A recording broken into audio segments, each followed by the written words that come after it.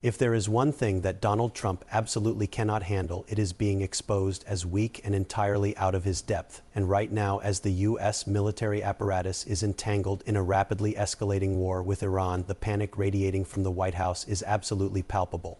We are watching a president who is flailing. He desperately wants you to believe that he is a master negotiator, the only man capable of bringing peace to a region he himself helped set on fire. He has been claiming to anyone who will listen that a ceasefire is imminent, that they are very close to reaching a deal. But here is the cold, hard, unvarnished reality. Iran has instantly and publicly sent a message back to Donald Trump and his regime, and that message is a complete and total rejection. Iran has made it crystal clear. They are saying we are not close to reaching a ceasefire. In fact, we do not even want the ceasefire that you are pitching. Instead, the Iranian government has sent back its own 10-point plan, and this plan is entirely consistent with the non-negotiable demands they have been telegraphing for weeks. If Donald Trump genuinely wants peace, Iran is demanding ironclad security guarantees for their regional allies. We are talking about long-term protections for the Houthis in Yemen, for Hezbollah in Lebanon, and for the various Iranian-backed Shiite militia groups operating in Iraq. They are demanding full reparations for the damage inflicted upon their country and complete total sanctions relief. And it gets worse for the administration's leverage. Iran is demanding absolute control over the Strait of Hormuz forever, utilizing a toll system. They are explicitly stating they will never, under any circumstances, give up their ballistic missiles or their Shahd drones. These are their baseline, non-negotiable terms. They are not even operating within the same universe as the pathetic 15-point framework dreamed up by Donald Trump, Jared Kushner, and Steve Witkoff. So the obvious question from a legal and strategic standpoint is why? Why is Donald Trump continuously lying to the American public about the proximity of a ceasefire? It comes down to what appears to be blatant market manipulation. Every single Sunday evening, right before the global financial markets are about to open, Donald Trump and his sycophantic regime orchestrate a coordinated leak. They run to the same reporter over at Axios and they feed him a fantasy narrative about a potential 45-day ceasefire. They claim that the U.S., Iran, and regional mediators are ironing out terms that could lead to a permanent end to the war.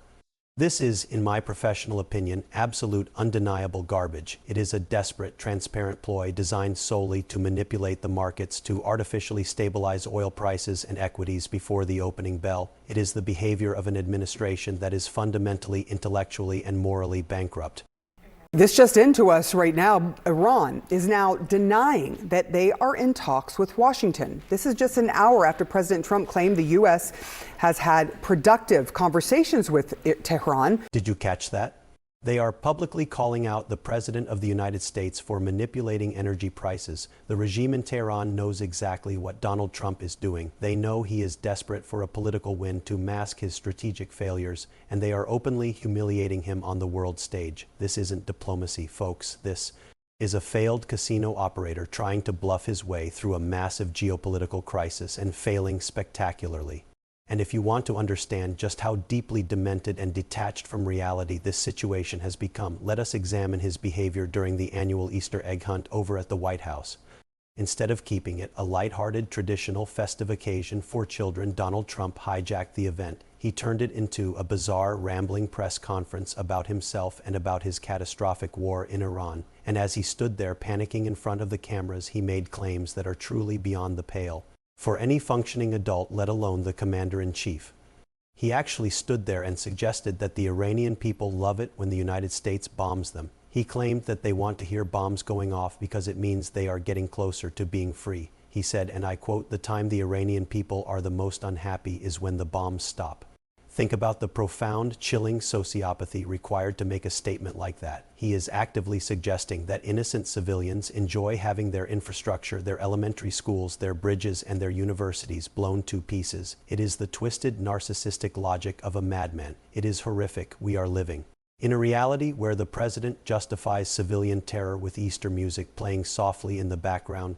And make no mistake, the destruction he is gloating about is very real. While Trump is rambling about Easter bunnies and movie star wives, the military escalation is spiraling entirely out of control. We are now receiving reports of massive coordinated strikes. The Israeli and U.S. Air Forces have actively targeted Iran's largest petrochemical facility in South Pars. This is a critical facility that accounts for roughly 85% of Iran's petrochemical exports. The economic devastation is calculated and it is immense. We are looking at a massive, deliberate supply shock. Furthermore, they have targeted the Sharif University of Technology. This is effectively the MIT of Iran. Reports indicate that research labs, administrative buildings, data centers, and nearby gas facilities have been completely destroyed. We are talking about a core hub for science, engineering, and elite technological talent. And overnight, we learned that Israeli forces killed the head of the IRGC intelligence unit, Brigadier General Majid Kadmi, in a targeted strike. The United States and Israel have seemingly set their sights on systematically dismantling the civilian and economic infrastructure of an entire nation. They are trying to make the daily lives of the Iranian people as painful as physically possible in a futile attempt to force Iran to the negotiating table under Donald Trump's absurd terms. This is actually new this afternoon. Today, President Trump threatened widespread destruction of Iran's energy, resources, and other infrastructure if a deal to end the war is not reached soon, he says. Iran fired multiple waves of missiles. Obliteration. That is the exact word he chooses to use, not strategic containment, not proportional response, not diplomatic resolution. Obliteration. He is openly threatening the complete, unchecked destruction of an entire nation's infrastructure. And for what? Because his fragile ego cannot handle the fact that his initial demands were laughed out of the room. He is pushing the entire Middle East into an absolute inferno because he lacks the basic intellectual capacity to manage a complex foreign policy crisis without resorting to cartoonish threats of violence. We are witnessing a catastrophic failure of presidential leadership. This is a man who loves to brag about how he rebuilt the military and is now gleefully deploying it without any coherent plan for peace or stability. He treats the U.S. armed forces like his personal retaliatory plaything. The resulting supply shock to the global economy is going to be massive and sustained. The humanitarian cost will be completely incalculable. And all the while, he expects the American public to just tune in tomorrow like this is the next exciting season of his gruesome reality television show. This is the reality of Donald Trump's America, an endless, unconstitutional war fueled by narcissism, covered up by market manipulation, and cheered on by a sycophantic, compliant GOP. Stay engaged, stay outraged, and never normalize this sheer level of unprecedented madness.